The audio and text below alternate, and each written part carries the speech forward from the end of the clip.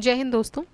तो आज के वीडियो में हम डिस्कस करेंगे about the Indian princely states. तो इस टॉपिक से रिलेटेड जो भी PYQs आए हुए हैं उसको हम डिस्कस करेंगे इस वीडियो में। इससे पहले जो हमने वीडियो अपलोड किया था उसका टॉपिक था त्रिपुरी सेशन। तो त्रिपुरी सेशन जो कांग्रेस का हुआ था वो 1939 में हुआ था। थोड़ा सा डिस्प्यूटेड सेशन था बिकॉज यूनानिमसली सुभाष चंद्र बोस को चुना गया as the president of INC, Indian National Congress, but Gandhi ji was actually in the favor of Pattabhi Sitaramaiya. तो थोड़ा सा क्लैश हुआ एंड इस क्लैश में Subhash Chandra Bose then left the Congress बाद में, not because of this also, थोड़ा working committee के फॉर्मेशन को लेके भी एक क्लैश हुआ और उसकी वजह से उन्होंने उस पार्टी को छोड़ा and he no created his own party बाद में, जिसको हम फॉरवर्ड ब्लॉक के नाम से भी जानते हैं। तो इसलिए थोड़ा सा इम्पॉर्टेंट सेशन है। उससे जस्ट पहले जो सेशन हुआ था वो हुआ था 1938 में हरिपुरा सेशन, और हरिपुरा सेशन जो है वो उसके प्रेसिडेंट थे सुभाष चंद्र बोस। ठीक है, तो very first time he became the president of INC और वहाँ से नेक्स्ट सेशन में भी उनको चुना जाता है, बट नेक्स्ट सेशन में because of some clashes between the ideology और या जो भी आप बोल लीजिए कि कुछ नए फैक्टर्स को लेके आना चाहते थे, तो उसकी वजह से एक इंटरनल क्लैश हुआ और he just left the Congress and he he founded a forward bloc. तो वो that is a different story, वो डिस्कस करेंगे। फिलहाल आज जो हम देखेंगे वो देखेंगे इंडियन प्रिंसली स्टेट्स के बारे में। ठीक है, तो let's see the first question of Indian princely states. The purpose of Butler committee 1927 was. क्या पर्पस था बटलर कमेटी का? बटलर कमेटी का पर्पस था improvement of relationship between Indian provinces and the crown. ठीक है, बटलर कमेटी जो 1927 में आई थी उसका पर्पस क्या था? उसका पर्पस ये था कि to improve the relationship between Indian provinces and the crown. So Indian states committee appointed a committee under the chairmanship of sir Harcourt Butler, जिसको पॉपुलरली बटलर कमेटी बोला गया। ये बनाई गई थी to investigate and clarify the relationship between the paramount power and the princes of princely states. तो paramount power और जो प्रिंस थे प्रिंसली स्टेट्स के, उनके बीच में हार्मनी बनी रहे, उनके बीच में क्या इश्यूज थे उसको क्लैरिफाई करने के लिए, उसको इन्वेस्टिगेट करने के लिए कमेटी बनाई गई थी 1927 में। रिकमेंडेशंस दिए इस कमेटी ने कुछ, जैसे कि जो रिलेशनशिप है Paramount power of the state was not merely a contractual relationship, but it was a living, growing relationship which was shaped by the circumstances and the policy. ठीक है, तो वो बोल रहे हैं कि जो रिलेशनशिप है Paramount power of the state के साथ, तो वो सिर्फ कोई कॉन्ट्रैक्चुअल नहीं है, कोई कॉन्ट्रैक्ट साइन हुआ है नहीं, सिर्फ एक कॉन्ट्रैक्ट साइन नहीं हुआ है, ये एक this is a living relationship जो बढ़ेगा अकॉर्डिंग टू द सर्कमस्टेंसेज, उसमें चेंजेस आएंगे। British paramount preserved the princely states and the state should not be transferred without their agreement to a relationship with a new government in British India responsible to an Indian legislature। ठीक है, तो state जो है वो transfer भी नहीं होगा इस एग्रीमेंट के बिना। तो कुल मिला के अपने शर्तों पे ही चलाना चाहते थे और चलाया ही है, इसीलिए इन्होंने राज भी किया। तो जब ये बटलर कमेटी जो आई वो इसी बेसिकली जो प्रिंसली स्टेट्स और इनके बीच में कुछ दरारें आने लगी थी विद टाइम, उसको गैप को फिल करने के लिए उन्होंने कुछ रिकमेंडेशंस भी दिए और and this finally happened in 1927। All India state people's conference was set up. ठीक है, तो ये पूछ रहे हैं all India state people's conference was set up in कौन से ईयर में सेटअप होती है? तो all India state people's conference जो है वो सेटअप होती है 1927 में, दिसंबर में। More than 700 political workers of different states इन्होंने पार्टिसिपेट किया। All India states people conference was formed in which man like Balwant Rai Mehta, Manilal Kothari and GR Abhyankar इन्होंने एक इम्पॉर्टेंट रोल प्ले किया। ठीक है, who among the following was the president of all India states people conference in 1939? All India states people conference 1939 के president कौन थे? तो ये थे जवाहरलाल नेहरू जी। जवाहरलाल नेहरू इलेक्ट किया गया था as the president of all India states people conference 1939 में to represent the common national interest of political struggles of princely states in British India. किस लिए किया गया? कि जो भी कॉमन नेशनल स्ट्रगल्स हैं, पॉलिटिकल स्ट्रगल्स हैं प्रिंसली स्टेट्स और ब्रिटिश इंडिया के बीच में, उनको ख़त्म किया जा सके. Most of the integration of princely states in the Union of India had taken place in which year? तो बेसिकली ये पूछ रहे हैं कि जो प्रिंसली स्टेट्स के जो इंटीग्रेशन हुए थे इन द यूनियन ऑफ इंडिया वो कब हुए थे. तो आपको पता है आज़ादी के टाइम पे प्रिंसली स्टेट्स को एक करके यूनियन ऑफ इंडिया बनाया गया था. कुछ स्टेट्स थे जो ना तो यूनियन के साथ आए ना ही वो मतलब वो इंडिपेंडेंट रहे बेसिकली. तो बाकी जो मोस्टली जो अराउंड 565 के आसपास जो प्रिंसली स्टेट्स थे उनको मिला के यूनियन ऑफ इंडिया बनाया गया. So integration of most of the princely states happened in 1947. All the princely states merged in Union of India in 1947 except Junagadh, Jammu Kashmir and Hyderabad. And these three states were compelled to join the Union of India till end of 1948. तो 1948 तक इनको भी join कर लिया गया अलग अलग method से. एंड इस सारी चीज़ों की जिम्मेदारी जो प्रिंसली स्टेट्स को, देखिए इतने सारे प्रिंसली स्टेट्स थे इंडिया में. अभी हम देखते हैं कि 28 स्टेट्स हैं, कुछ यूनियन टेरिटरीज हैं, बट उस टाइम पे ना छोटे छोटे प्रिंसली स्टेट्स थे. एक राज्य के अंदर ही बहुत सारे प्रिंसली स्टेट्स थे, तो इनको यूनिफाई करना कोई छोटा काम नहीं था. और इस काम के लिए चुना गया था सरदार वल्लभ भाई पटेल को. And he proved to be the right man for this cause. So Sardar Patel जिनको चार्ज दिया गया of the state department in 1947, इन्होंने इस सिचुएशन को बहुत ही ज़्यादा स्टेटमैनशिप के साथ टैकल किया. Patel appealed to the patriotic and nationalist sentiments of the princes. साथ ही साथ उन्होंने रिक्वेस्ट किया स्टेट्स को भी to hand over the authority of external affairs, defence and communication to the Indian dominion. तो उन्होंने स्टेट्स को बोला कि भाई अब हम मिलके एक यूनियन ऑफ इंडिया बनाएंगे. ठीक है, अभी तक आपने एज अ प्रिंसली स्टेट राज कर लिया. राज तो क्या कि आप कहीं ना कहीं पेंशनर हो या ब्रिटिश आपको अपने शर्तों पे आपको एक राज करने दे रहे हैं. तो नाउ सरदार वल्लभ भाई पटेल सेड कि भाई हम क्या करेंगे, we will be integrated in the union of India. हम एक पूरा देश एक डेमोक्रेटिक तरीके से चलाएंगे. And I appeal to all of you that आपका जो एक्सटर्नल अफेयर्स है, आपको किसके साथ डील करना है, आपका जो डिफेंस है और कम्युनिकेशन जो है वो आप इंडियन डोमिनियन को हैंड ओवर करेंगे. Integration of princely states had taken proper shape in his leadership.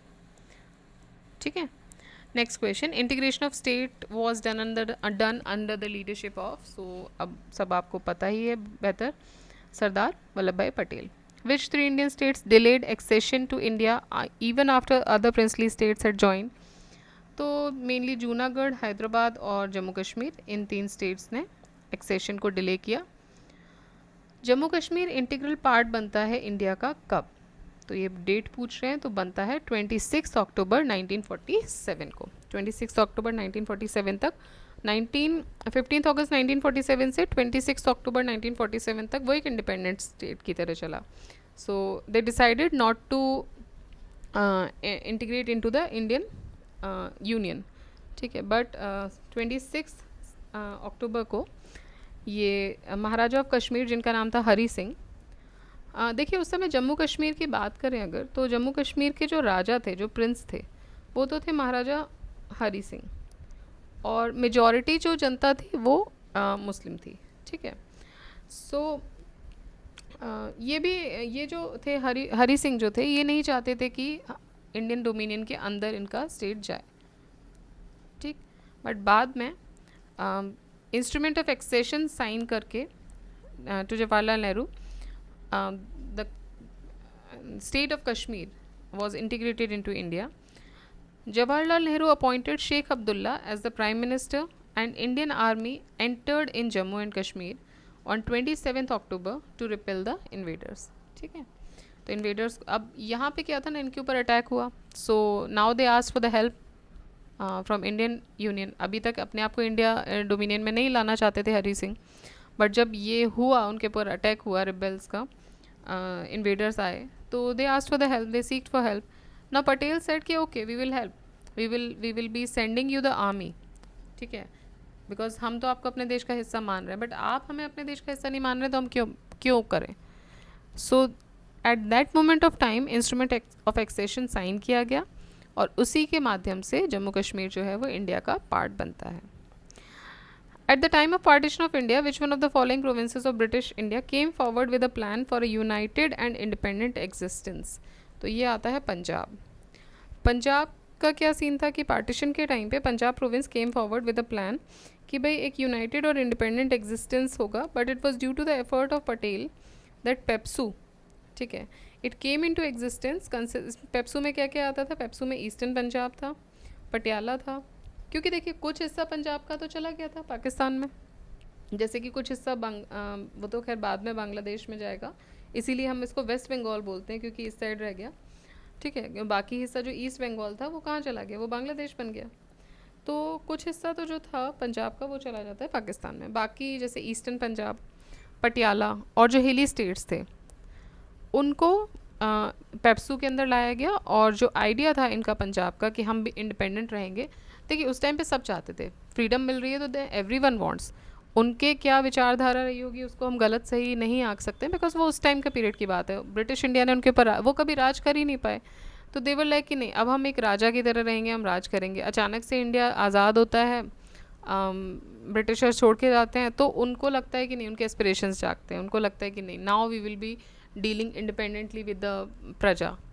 But अब इंडिया क्या बोल रही है? इंडिया बोल रही है कि नहीं हम तो एक डेमोक्रेटिक कंट्री बनेंगे, तो अब प्रिंसेस का कोई रोल ही नहीं रहेगा। सो देवर ऑल्सो इन द ऑ कि भाई how to deal with it, because they always wanted to rule over the people. और कोई भी राजा होता है, राजा का क्या काम होता है? राजा का काम होता है to rule over the people, अपने वहाँ पे आपका वर्चस्व दिखाना, यू आर द किंग, ठीक, यू आर द प्रिंस। तो वो मौका ही नहीं मिल पा रहा है क्योंकि सालों से ब्रिटिशर्स रूल कर रहे हैं, उनकी तो पीढ़ियाँ निकल गई होंगी ना 4-5 जो रूल ही नहीं कर पाई हैं, बस वो नाम के राजा हैं। तो उनको लगा कि नहीं भाई हम इंडिपेंडेंट रूल करेंगे। बट यहाँ क्या हो रहा था? यहाँ इंडिया का इंटीग्रेशन हो रहा था, इंडिया एक डोमिनियन में बन रहा था, इंडिया एक यूनियन, सॉरी इंडिया यूनियन बन रहा था। और यूनियन में भी क्या चलता है? एक रिपब्लिक की बात हो रही थी कि हम एक रिपब्लिक, एक डेमोक्रेटिक गवर्नमेंट बनाएंगे, अपनी डेमोक्रेसी से चलेंगे। तो ये रूल वूल की बात ही नहीं रहेगी, सिटीज़न होंगे सारे of India and they will be one prime minister for the whole India. तो ये इन लोगों को लग रहा था कि नहीं we will be dealing independently, हम इंडिपेंडेंटली काम कर सकते हैं। लेकिन क्या हो रहा है ना, जब अब ये छोटे स्टेट्स बन गए और बाकी पूरा इंडिया एक देश के तौर पे आ गया है, तो अगर कोई इन्वेजन होती है तो पहली चीज़ तो ये कि इंडिया के लिए भी ख़तरनाक है, बिकॉज अगर वो स्टेट जो है वो दोबारा से पैसेज दे रहा है किसी को, या वो नहीं रोक पा रहा है because of the less army और anything any sort of reason, तो इंडिया के लिए हार्म है।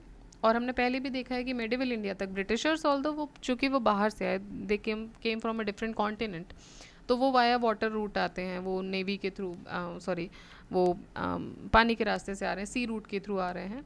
बट बाकी मेडिवल इंडिया या एशियन के बाद जो पीरियड रहा मेडिवल इंडिया का, वहाँ जो भी इन्वेडर्स आए मेनली वो एशियन कॉन्टिनेंट से आए। और एशियन कॉन्टिनेंट से भी कहाँ से आते हैं? अफगानिस्तान वाला रूट फॉलो करते हुए इंडिया में एंटर करते हैं। Now if you are a weak state और वो भी आप कहाँ बॉर्डर पे रह रहे हो, तो that is threat to the security of India as well, right. तो इंडिया नहीं चाहता था कि अब वो उसको कोई थ्रेट रहे कि कोई भी छोटा राज्य जो है वो किसी और डोमिनियन में अंदर आ जाए। Now it is a threat to India also, क्योंकि वो इंडिया भी एंटर कर जाएगा, बिकॉज इंडिया अब एक यूनियन बन गया था। सो in this way Vallabh Bhai Patel के एफर्ट्स के साथ ही पेप्सू एग्जिस्टेंस में आता है, जिसमें ईस्टर्न पंजाब, पटियाला और हिली स्टेट्स होते हैं, एंड इंडिपेंडेंट स्टेट का आइडिया रिजेक्ट किया जाता है। Okay, next is which of the following native states was a party to the standstill agreement. तो इनमें से स्टैंड स्टिल एग्रीमेंट की पार्टी कौन थी? तो भाई ये थे हैदराबाद। इंस्ट्रूमेंट ऑफ एक्सेशन से तो आ जाते हैं आपके Jammu Kashmir. So standstill agreement sign होता है हैदराबाद और डोमिनियन ऑफ इंडिया के बीच में। कब होता है? 29 नवंबर 1947 को। तो 26 अक्टूबर को तो हो जाता है JNK में, 29 नवंबर को होता है हैदराबाद के साथ। क्या होता है? Standstill agreement. This agreement was sign by prime minister of Hyderabad state Mir Laik Ali and the governor general of dominion of India lord Mountbatten. तो गवर्नर जनरल देखिए माउंटबेटन, अब आप ये मत सोचिएगा कि आज़ादी के बाद भी क्यों है, क्योंकि उस समय हमारे पास अचानक से पूरे देश को संभालने के लिए कोई नहीं था। तो जो वाइसराय था, Lord last viceroy Lord Mountbatten, उसको ही हमने जिम्मेदारी दे दी कि भाई इतने सालों तक तुम लोग संभालते हैं, वो चलो अब हम आज़ाद हो चुके हैं, अब तुम हमारे as an representative of India आप जो बनोगे, क्या बनोगे? गवर्नर जनरल बनोगे अगेन। अब तो देखिए अभी तो कोई डेजिग्नेशन नहीं है गवर्नर जनरल की, राइट। तो इनको बोला गया आप क्या बनोगे? गवर्नर जनरल बनोगे, माउंटबेटन बन जाते हैं। एंड उसके बाद फिर जो हमारे इलेक्शंस होते हैं तो बाकी डेजिग्नेशंस जो हैं पॉलिटिकल डेजिग्नेशंस वो आते हैं, ठीक है। So he was the first governor general of independent India, but first Indian governor general नहीं थे। आप प्लीज़ कमेंट बॉक्स में बताइए कि फर्स्ट इंडियन गवर्नर जनरल जो इंडिपेंडेंट इंडिया के गवर्नर जनरल बनते हैं वो कौन थे। ओके तो याद रखिएगा, अगर क्वेश्चन आता है, हो सकता है इसमें आगे हो कहीं इस तरह क्वेश्चन कि first governor general of independent India, तो he will be Mountbatten, but first Indian governor general नहीं होंगे। जैसे कि हमने वो देखा था आईएनसी की जो विमेन प्रेसिडेंट है, तो फर्स्ट इंडियन विमेन प्रेसिडेंट की बात करेंगे तो सरोजनी नायडू है, बट फर्स्ट विमेन प्रेसिडेंट की बात करेंगे तो एनी बेसेंट रहेंगी, ठीक है। So these were few questions from princely states. I hope आपको ये सीरीज़ अच्छी लग रही होगी, जो घटना चक्र की सीरीज़ चल रही है। हिस्ट्री ऑलमोस्ट अपने एंड पर है, कुछ ही दिनों में ये बहुत ख़त्म हो जाएगी, और उसके बाद मुझे किसी का ऐसा सपोर्ट नहीं मिल रहा है इसमें कि मुझे आगे ये फर्दर कंटिन्यू करना चाहिए या नहीं करना चाहिए। सो होपफुली अगर आप चाहते हैं कि ये कंटिन्यू हो, और देखिए बहुत टेक्निकल मेहनत तो मैं नहीं कर पा रही हूँ इसमें, मुझे भी पता है, बट हाँ आफ्टर वर्किंग फॉर द उसके बाद ये सब करना तो मेरे लिए तो थोड़ी सी मेहनत हो जाती है, भले ही कुछ भी बोलिए आप, इसको टाइम निकालना is a very difficult task sometimes. तो मुझे कोई ख़ास रिस्पॉन्सेज नहीं आ रहे हैं। अगर आप इसको चाहते हैं कि ये कंटिन्यू रखें तो प्लीज़ बताइए कि नेक्स्ट क्या करना है, ठीक है। एंड होपफुली आप सबका सपोर्ट मिलेगा। अगर मैंने पहले भी ओपन रखा है इसको कि अगर कोई भी चेंजेस चाहिए, अगर आपको लगता है कि ये चेंजेस होने चाहिए, बहुत टेक्निकल चेंजेस अभी शायद नहीं कर पाऊँगी, बट हाँ on my level, on my behalf अगर आपको लग रहा है कि कुछ चेंजेस होने चाहिए in the style of reading these questions, or in the style of making you understand these questions, so please be free to share your ideas, share your opinions, and keep watching, keep studying, keep revising. Jai Hind, Jai Bharat.